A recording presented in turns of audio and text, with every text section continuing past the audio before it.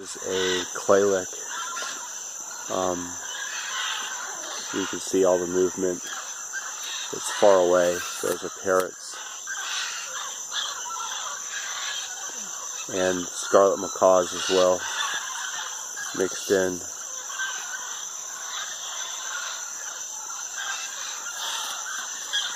You can see the larger macaws flying in right now.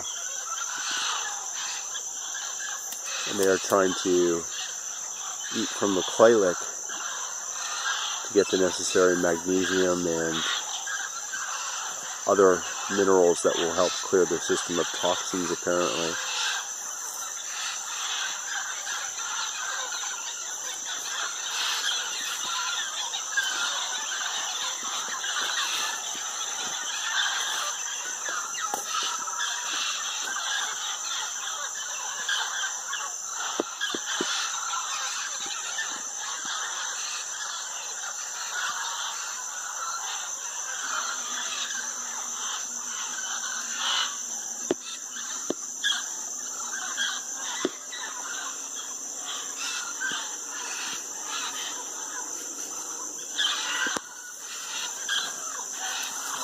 Carlos,